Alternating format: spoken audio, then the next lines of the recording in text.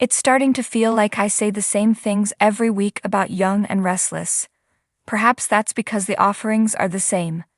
Mental health, corporate job juggling, or recycled plots from the past. Some work, some don't, but ultimately it feels like we're kinda stuck here. Coming up, we've got lots of dark content involving broken hearts and a potentially devastating repeat of history. Why is Michael groveling to get back in Victor's good graces? The man was ready to retire when Victor dragged him kicking and screaming back into the game. Why, after that Jordan debacle, would he be begging for another chance at being mowed over by the egomaniac? And why does he allow him to condescend to him the way he does?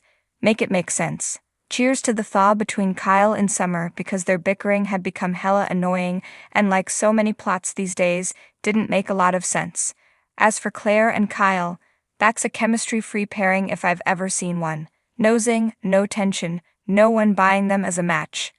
The only hope they have of making this interesting is by morphing Claire into a character as complex as she should have been from the get-go.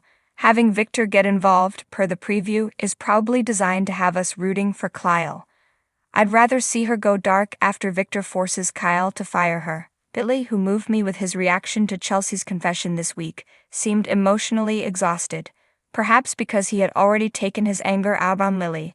I would love to see her fight back, but worry that Billy will suck her back in and use her as a shoulder to cry on. Perhaps Lily will team with the Newmans and become Nikki's co-CEO. Young and Restless absolutely loves to do co-CEOs, so there are enough executive positions to go around, and around, and around. The corporate story fatigue is real. Victor as the mystery investor is the worst-kept secret in Geno City, and Audra and Kyle are dumpster fire co-CEOs, but the Abbott family emotional stuff is compelling. Kyle is finally lashing out at Diane the way he should have when she first came back. She deserves it. People went crazy when Phyllis let her kids think she was dead for a week. Diane let Kyle think she'd been brutally murdered while she was alive and well in LA for most of his life. Find out what's ahead for another Abbott, as Tracy faces heartbreak or much worse. Adam is a lot of things, but stupid has never been one of them. Young and Restless is telling us he can evolve as a son, father, brother, whilst remaining absolutely clueless about how to be a good partner.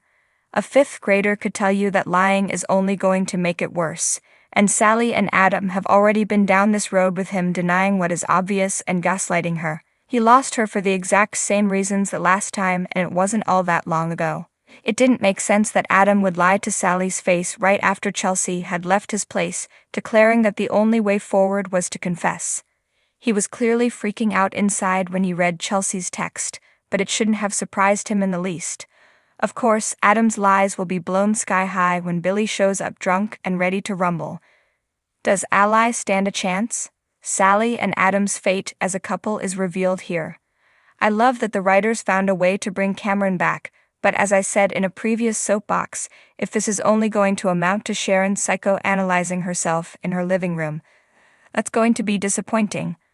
The premise should be a license to go big, dark, soapy, or all of the above with Sharon's story, but it's not happening thus far despite the fabulous performances.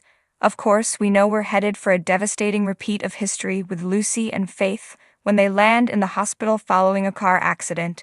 That will presumably involve Lucy drinking again, but it's hard to believe this writing team won't stop short of offering up huge consequential drama.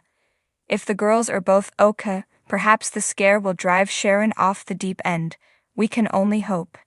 The opinions expressed are my own. Please feel free to drop your thoughts on Young and Restless in the comment section.